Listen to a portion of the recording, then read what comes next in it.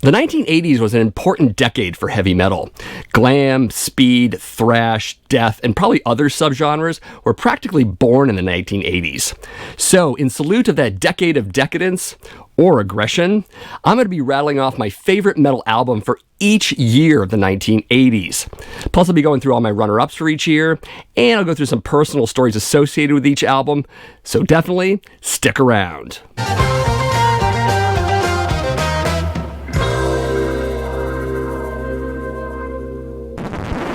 So just to point out my criteria for how I came to some of these choices. First and foremost, this is my list of favorites and maybe not necessarily yours. Sometimes my favorites do flush up with popular sentiment, so you're going to see a lot of maybe predictable albums, but you're also going to see some albums that you might not agree with. So that's what the comments section is for.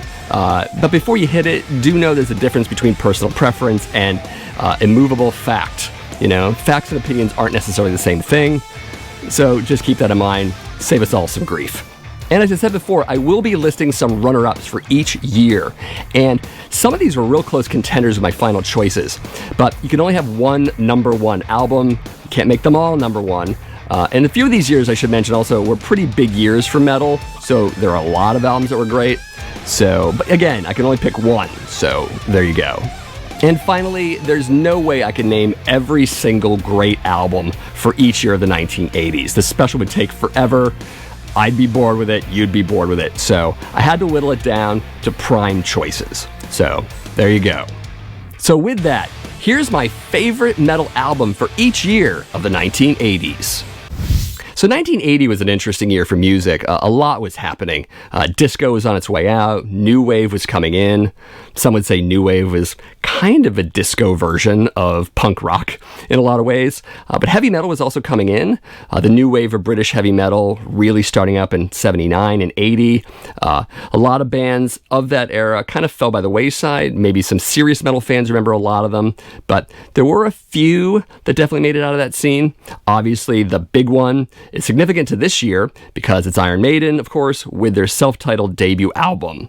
Amazing record, as many of us know. Most Americans didn't even know about Iron Maiden at the time. I mean, they hadn't toured this country until Killers, the next album, and even I discovered this album maybe 3 years later than when it came out. So, yeah, there's that. Singles for this album are Running Free and Sanctuary. Sanctuary is probably one of my favorite songs on here, along with Prowler. Phantom of the Opera was probably the song that grabbed me originally from this album, as well as the song Iron Maiden. Strange World is an interesting track. It's a bit of a ballad, so it doesn't get all the love that the other songs get, but I still dig it. Of course, a lot of bands are influenced by Iron Maiden, countless bands, including bands in the power metal genre. Of course, there's the famous Gallop riff that everyone knows from Maiden. I think they popularized it, so you definitely hear that in metal. Other influences are there as well. I mean, how many bands can you point to that you can say, Iron Maiden's in the mix a little bit? Of course they are, so yeah. One thing I think is interesting about Iron Maiden is that they have this definable band logo. And I think logos became a big thing going forward. If you know some of your 70s albums and back before, a lot of bands didn't use logos. In fact, the font of their band name from album to album changed a great deal. But Iron Maiden was very consistent about that. And I think a lot of metal bands going forward were also very consistent. I think they knew they had to have something of a branding. So I think this really factored in. A lot of people know the font isn't exactly original. It was likely pilfered from the 1976 movie poster, The Man Who Fell to Earth, which is a David Bowie movie. Of course, we know Overkill used this font as well. They borrowed it from Maiden. But even before Iron Maiden, there were a few musical acts that used this font, at least in their album title, but maybe also in their band title. Steel Mill, Gordon Giltrap, Nana Mussorgsky, or Musorgs, I don't even remember her goddamn name. You can look her up. But there were folks that used it before then. But if you look at this font, you know it's Iron Maiden. Even though Overkill borrowed it a little bit, it's the Iron Maiden font. So this wasn't my first Iron Maiden album. That would be Power Slave. I bought Power Slave when it was brand new. I would have gotten into Maiden maybe a year previous, but I got caught shoplifting The Number of the Beast on cassette from a store, and I then got distracted by other bands, and then I went back to Maiden the following year. I'm not going to go into the particulars of that. I wasn't exactly a career criminal as a kid. It probably was a one-shot deal, but yeah. Anyways, the whole sordid story there for you. As for the runner-ups of 1980, it's definitely the classics. There's AC/DC with Back in Black, Ozzy Osbourne with Blizzard of Oz, Black Sabbath with Heaven and Hell, and Judas Priest with British Steel. So my favorite album of 1980 is Iron Maiden by Iron Maiden.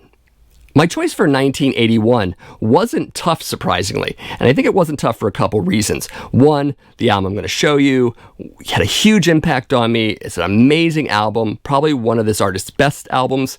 Also, it has a guitarist on it for whom this is probably his magnum opus. In fact, it's his final album because he died shortly after. Of course, I'm talking about Diary of a Madman from Ozzy Osbourne. And speaking of the guitar player, of course, I'm talking about Randy Rhoads, very influential guitar player, especially on neoclassical players. I could name them off, but you know a lot of them. Very influential guitar player, which makes this a very influential album in a lot of respects. Speaking of Randy Rhoads and his death, it's kind of hard not to think about that when you hear this record. Not only because we don't have him around anymore, but some of the more ponderous melodies on this album are kind of haunting in retrospect, especially. But, you also think of what could have been if he had done future albums with Ozzy or anyone else. Yeah, so that kind of carries along with this record when I hear it, for sure. The singles, of course, were Flying High Again, Over the Mountain, and You Can't Kill Rock and Roll. Definitely love those songs. Believer is my favorite song on this record, hands down. There isn't much filler. Little Dolls, maybe. Tonight's okay. Man, I love the title track as well, though. Oh, what an amazing album. Also, that's little Louis Osborne right there. It's Ozzy's son. He was probably about 5 or 6 when they did this photo. Of course, there is some controversy with this record as well. It says that Rudy Sarzo and Tommy Aldridge were on this album playing bass and drums respectively, when that's not true. It was Bob Daisley and Lee Kirkslake on bass and drums respectively. You can go into the whole story of that if you like. You can either Google it, or I did an episode of VRP on this record that I go further into depth about. Either way, it's quite a hornet's nest of a story, for sure. I didn't get into this album when it was new either. My first then new Ozzy album was Bark at the Moon, and then I went back and got the others, including this one, all on cassette tape back then because I had gotten a Walkman for Christmas of 1983, so I was buying a lot of cassettes, probably to just justify it. But also I liked listening to music on the go. As a kid, I'm sure many of us did. So still my favorite Ozzy Osbourne album ever. Also my favorite album of 1981, obviously. There were some other contenders, of course. Iron Maiden with Killers, Black Sabbath with Mob Rules, Motley Crue with Too Fast for Love, and Saxon with Denim and Leather. So my favorite album of 1981 is Diary of a Madman from Ozzy Osbourne. Now, some of you might think that I would pick the Kiss album from 1982 as my favorite album of that year, and maybe I wanted to, but there was one album released this year which had a huge impact on me, was really significant, had a lot of great memories associated with it. Of course, I'm talking about Screaming for Vengeance from Judas Priest. Singles, of course, were for Electric Eye, You've Got Another Thing Coming, and Take These Chains. Other favorites on here, every song, basically. Those are probably my very favorites. I love the title track probably the most. But yeah, of course, Electric Eye is amazing. And I even like Fever and Devil's Child. I know some people give them a little bit of crap for those last 2 tracks, considering them a little bit weak. I don't. They're great. I came in on this album around the same time Defenders of the Faith was new. In fact, I bought them at the same time. And maybe because of that, or because of the sound on both, I kind of consider them part 1 and part 2 to each other. Maybe sister albums or brother albums, take your pick. But yeah, I can listen to both of them back to back and enjoy the heck out of them. Just amazing albums in general. As I said on VRP, this album was a real return to form for the band, following a comparatively lackluster album. And it also laid the groundwork for the metal onslaught to come. Turbo aside, of course. And I almost got a tattoo of this design way back. I had a number of tattoo ideas back then. I do have tattoos, I should mention that. A couple other ideas I had. I was going to get the Don't Break the Oath cover from Merciful Fate, and the Overkill mascot, Charlie, was also another idea. These were fun teenage ideas that I never went through with, but it almost happened. It was going to be a back piece, incidentally. So I love this record, but I do have some runner-ups. Of course, there's Accept with Restless and Wild, Kiss with Creatures of the Night, Iron Maiden with The Number of the Beast, and Venom with Black Metal. So my favorite album of 1982 is Screaming for Vengeance by Judas Priest. So perhaps my choice for 1983 might surprise a few of you. There were some great albums. I'm going to go through those later. But my choice was definitely Shout at the Devil from Motley Crue. It came to me at a very early time in my metal discovery when I was 15 years old. I did buy this album when it was relatively new, of course. But before I did, I discovered it in an ad in Circus Magazine. For those who remember that little publication. And definitely there were some things that caught my eye. There was the pentagram on the cover, of course. There were the outfits, which were amazing. I mean, they look like goddamn superheroes, which to a 15-year-old who likes comic books, that's kind of cool. Also, the title of the album itself, which is fun. Though if you think about it, Shout at the Devil and Shout with the Devil really aren't the same thing. In fact, that first title is almost Christian influenced, you know? I mean, they're shouting at the devil. I won't get too deep into that. And I think back then when I was 15, I basically ignored that because, look, a pentagram, you know? Singles on this album were Looks That Kill and Too Young to Fall in Love. I also love the title track a great deal. 10 Seconds to Love. I've always loved that title, considering it's a rather strange thing to brag about. I mean, 10 seconds. Okay. Of course, the cover for Helter Skelter as well. Probably the best cover of that ever. It's funny, though, for an album that's so musically simplistic, and it really is. I mean, if you listen to it, you can hear basically basic riffs, basic drums. It shouldn't be as good as it is in a lot of respects, but it's heavy, it's catchy, the production's amazing. I mean, it's raw on one hand, but well-produced on the other. It's just a wonderful combination of those two, and very anthemic. I think it caught the 15-year-old me, right at that right time. So my runner-ups for this year, of course, is Accept with Balls to the Wall, Dio with Holy Diver, Iron Maiden with Peace of Mind, and Merciful Fate with Melissa. So my favorite album of 1983 is Shout at the Devil from Motley Crue. So 1984, a highly significant year for heavy metal. There were a lot of great bands that came out with some great albums, but again, I had to pick one, and the album that had the most meaning for me, the most impact for me, the one that blew me away that year, definitely was Ride the Lightning from Metallica. Although it's Metallica's shortest album, it's definitely my favorite from the band, and obviously my favorite for this year as well. The single, of course, the one and only single, was for Creeping Death, but other tracks I love, of course, For Whom the Bell Tolls, that one really grabbed me a great deal. Some people consider Escape to be filler. I don't know, it's a good track. And of course, Fight Fire with Fire, the title track, Fade to Black, the whole album. So I should go into a little bit of a story about how I discovered this album, or rather how it was brought to me. So before this album came out, when Kill 'Em All was the only Metallica album, my buddy Eric and I, whom you've met in Record Store Report number 3, check that out if you want, we used to go to Strawberries Records and Tapes. Usually every week, we'd check out the metal bin, and we kept passing the Kill 'Em All album over and over again. I don't know if the cover wasn't scary or awesome or evil enough for us, whatever, but we just kept passing it up. And I remember one day, Eric knows this story, he's watching this right now, he came over to my house with a record in a record bag. He wouldn't let me see the cover or the band, but he was basically like, you really need to hear this album. And so he puts it on, he won't let me see it. And then it starts with Fight Fire with Fire, the acoustic intro, and I'm like, oh boy, acoustic intros. No metal band does that. And then it kicks in. And when it kicks in, my jaw hits the floor, and I'm like, who the hell is this band? And he wouldn't tell me right away. So we listened to that track, we listened to the title track. I think somewhere through For Whom the Bell Tolls, I'm like, screw it, you're telling me who this is? He pulls the cover out and dramatically shows me this. And I thought, oh, it's that band we've been ignoring for how many months? So yeah, later that night, I bought this album as well. I think I bought Kill 'Em All later that week. And so goes the story of how I discovered Ride the Lightning. And of course, there are the runner-ups for 1984, a big year for metal, as I mentioned. A lot of these are my favorite albums from these bands. There's Iron Maiden, of course, with Power Slave, Judas Priest with Defenders of the Faith, Manowar with Hail to England, Queensryche with The Warning, Wasp with their self-titled debut album, and Merciful Fate with Don't Break the Oath. So my favorite album of 1984 is Ride the Lightning from Metallica. 1985 was a fairly interesting year in that a lot of the splitting off of subgenres happened around this period. Definitely in the mid-'80s, but 1985 put out some albums that definitely mark that period.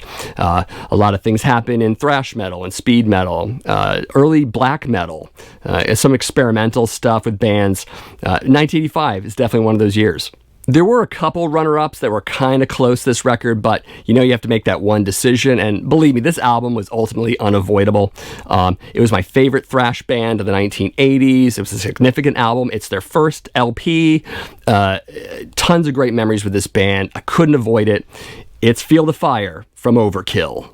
So this is definitely the Overkill album I came in on. This also has some significance for me because I saw this tour. They had a rather extended tour with this album. It ran in 85 and 86, probably a little bit into early 87 before they got signed to a major. They opened for Slayer, which is amazing as well. It was my very first metal show in a club setting, so it has very much significance to me on that level for sure. So no single for this album. I don't think it was expected either, but Megaforce really wasn't putting out a lot of singles for their bands, Metallica aside. I think that was their main concern at that time anyways, but it doesn't matter. This band really built their strength in the underground. They didn't need singles. They didn't need radio airplay at all to make it. As for favorite tracks, definitely Rotten to the Core, Hammerhead, Raise the Dead. Yeah, amazing album. At this point, I was listening to a lot of independent and extreme metal bands. This is definitely the year for that, and me as well. So some of my choices for runner-ups are going to reflect that. Of course, there's Anthrax with Spreading the Disease, Celtic Frost with To Megatherion, Exodus with Bonded by Blood, Slayer with Hell Awaits, and SOD with Speak English or Die. So my favorite album of 1985 is Feel the Fire from Overkill. Now, my choice for favorite album of 1986 might be a bit predictable. Maybe not, because there were a couple other real standout records in this year. But maybe I'm predictable, maybe I'm not. It doesn't matter because it's my favorite album in 1986, and that album is Rain and Blood from Slayer. So the tour for this album is the one I mentioned previously in the Overkill segment. I saw both those bands together, super psyched to see them. Funny story about that show. I got a ticket from a drummer in a band I was managing at the time, and he sold me the ticket, but he needed a ride for the two of us, and that was the condition of buying the ticket. And funny thing is, we were the only two people we knew who got to see this show, which was really strange because we knew like every metal kid in Worcester. So I had to present an argument to my grandmother, who was the person who was going to drive us to Boston to see this show.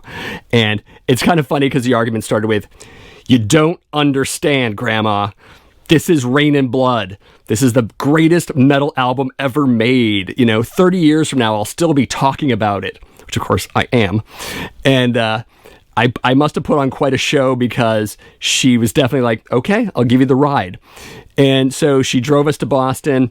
It was at the Channel in Boston, which was in a fairly sketchy neighborhood. The club was mob run and owned, or at least run by the mafia, as many knew. Sketchy place in general, but saw a lot of fun bands there. So while we were at the show, my grandmother stayed in the parking lot, reading tabloids in the car by the little roof light, while teenage hooligans are running around the parking lot, drinking and tailgating and doing all sorts of, no doubt, awful things. To this day, I thank her profusely for driving me to the show that got me to see this tour. Yeah, that's the story. So this wasn't my first Slayer album. I came in on Hell Awaits. Hell Awaits was relatively new when I bought it. And then I went back and I got Show No Mercy. And then I remember trading a record to a kid to get Haunting the Chapel. Actually, it was a Stryper album that some relative bought me. So we had this showdown of sorts in the parking lot. Good versus evil trade. It was kind of funny. He was a big Stryper fan. I obviously didn't need a Stryper album, but I wanted the Slayer record. And he hated Slayer, which was to my advantage and kind of amazing to me then and now, come to think about it. But yeah, so if you needed all of that, there you go. Favorite tracks, I'm gonna say Angel of Death, just cause I love Raining Blood a lot. This whole album, I love Jesus Saves. That was my first favorite off this album, but yeah, I don't know if there's a song on here I don't like. I just can't think of it. And yeah, Rick Rubin produced it, and I'm not a big Rick Rubin fan, but the material holds up. I mean, obviously, it's Rain and Blood. I know a lot of fans go between either this album or Seasons in the Abyss as their favorite. I love Seasons in the Abyss quite a bit. What's interesting is I notice a lot of younger fans of this band often go to Seasons in the Abyss more. I'm not sure why that is, but I'm not younger, so I wouldn't know. I also notice a lot of fans my age will like this album initially and then move to Seasons in the Abyss when they get older as well. But I'm going to stand firm because Rain and Blood is definitely my favorite album in 1986, and it's my favorite Slayer album. No budging. Of course, a lot of great albums for 1986. My runner-ups include Destruction with Eternal Devastation, Flotsam and Jetsam with Doomsday for the Deceiver, Creator, of course, with Pleasure to Kill, Metallica, can't forget Metallica, with Master of Puppets, Megadeth with Peace Sells But Who's Buying, and of course, Metal Church with The Dark. So my favorite album for 1986 is Rain and Blood from Slayer. 1987 was a particularly great year for what was considered the second wave of thrash metal. I mean, there were a lot of good non-thrash albums that came out that year, but thrash was definitely at the forefront. And it's my favorite thrash album of 1987, my favorite album for 1987, that's significant. And it was a debut album for this band. It's a solid classic album, and it was recorded by a bunch of teenagers. Of course, I'm talking about the Ultraviolence from Death Angel. Safe to say I came in on this album with the band. When it came out in 1987, I was floored when I heard it. Favorites include Mistress of Pain. That's probably the standout track for me. Love, Evil Priest, Love Kill is one, a title track. As for their classic albums, this is my favorite of the three as well. It's raw and aggressive, but it's tight and precise as well. And again, kids made this album. Everyone's under 20 years old when they made this album. I think their drummer was 14 or thereabouts. Incredible. Sadly, I've never seen this band live, and I'm not sure how or why that is. But when concerts start back up, I'm definitely going to be going to see Death Angel for sure. Of course, coming very close to this album are my runner-ups for 1987. That includes Among the Living from Anthrax, Abigail from King Diamond, Scream Bloody Gore from Death, and of course, The Legacy from Testament. So my favorite album for 1987 is The Ultraviolence from Death Angel. My choice for 1988 is definitely a fan favorite for this band. The production and the songwriting are pretty amazing, definitely better than their debut LP the year before. The guitar work, of course, is highly notable, not just for thrash metal, but for any metal album around that time period. Of course, I'm talking about The New Order from Testament. I didn't come in on this Testament album, though it is the first album I bought from them. I heard The Legacy first. I heard it off a buddy of mine, that being Eric, and I taped the album off of him. So I had a familiarity with The Legacy. Then when this album came out, I bought this and then went back and bought The Legacy, because this one sold me on the band for sure. The single for this album, of course, was Trial by Fire, but some of my other favorites here are definitely the title track. I love Disciples of the Watch, probably my favorite song on this album. Of course, Into the Pit. Nobody's Fault is on here. Of course, that's an Aerosmith cover song. It's an interesting inclusion. I know they did it because they had to fill out the runtime. It was the song that was probably recorded last because of that. Again, an interesting inclusion. They do make it work to a degree. It is Aerosmith, so it's an interesting choice for a thrash band to cover. Sadly, I didn't get to see the tour for this album. I did get to see Practice What You Preach the following year and probably saw a bunch of Testament tours after that. I kind of wish I had seen this one, to be honest. It's because it's such a great album. So 1988, I was listening to this album pretty much non-stop, but there were some other heavy hitters of this year that are definitely worth going through. Of course, Metallica with And Justice for All. There's Operation Mindcrime from Queensryche, Forbidden with Forbidden Evil, Voivod with Dimension Hatros, and Violence with Eternal Nightmare. So my favorite album for 1988 is The New Order from Testament.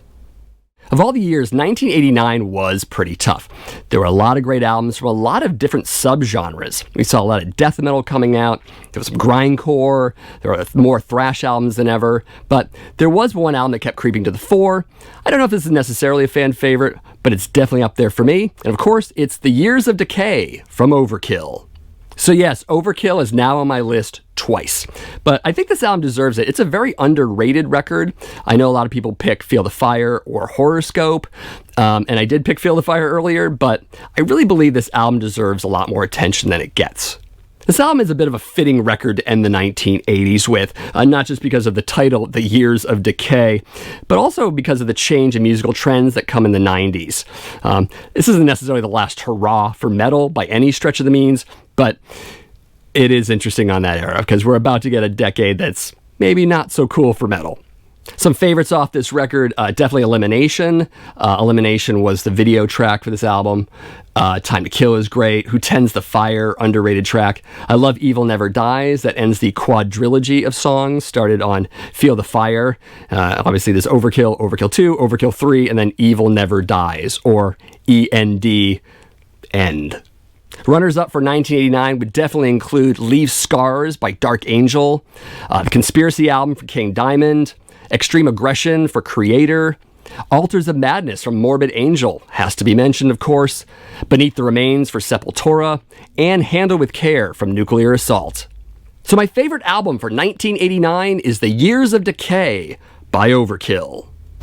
If wanting a lot more information on about 6 of the 10 albums I named, they are featured in episodes of the Vinyl Reacquisition Project, which is a show I do for the Accusation Network YouTube channel. That's the one you're watching this video from. So I would definitely recommend watching those for that information.